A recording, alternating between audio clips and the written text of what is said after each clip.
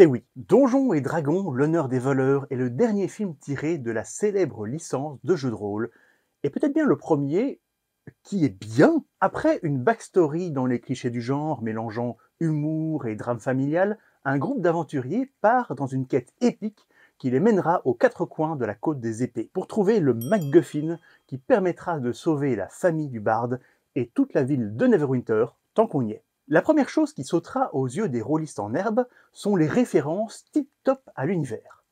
On n'est pas dans un monde générique oubliable, on est dans les royaumes oubliés, dans une région connue, dans une ville connue. Les personnages représentent des classes spécifiques, les sorts utilisés sont des vrais sorts du bouquin et les monstres sont directement sortis du bestiaire. Rien que ça, c'est déjà énorme. Et après, l'histoire, bien qu'étant cliché et assez simple, tient la route.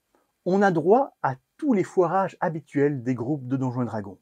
Les personnages sont sympathiques et leurs dialogues sont drôles. En tout cas, moi, je les ai trouvés drôles. Ma plus grosse critique serait le scénario linéaire.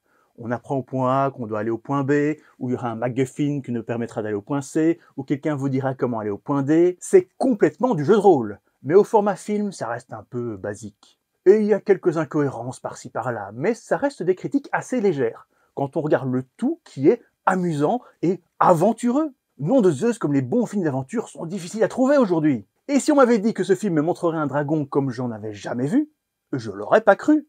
Et pourtant, si. Et ils ont utilisé pas mal de costumes, de maquillage, d'animatronique, ce qui est toujours un sacré plus pour moi. Très important, ce film marche aussi pour ceux qui ne connaissent pas du tout l'univers.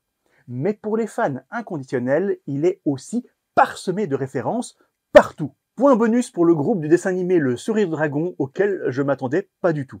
Et étonnamment, il y a aussi beaucoup de références à des jeux vidéo. Ils rigolent des attitudes des PNJ, des bugs et des jeux Portal pour une raison ou une autre. Bref, on a là un vrai film de braquage, mais dans un monde fantastique. Et même si le rythme pourrait être mieux, même si les méchants sont un peu oubliables, ça reste très amusant, très fidèle, et je le recommande chaudement à tout le monde. Honnêtement, après ce qu'on a eu avant, c'est quand même un petit miracle. Hein. Et c'est l'heure de ma note au pif.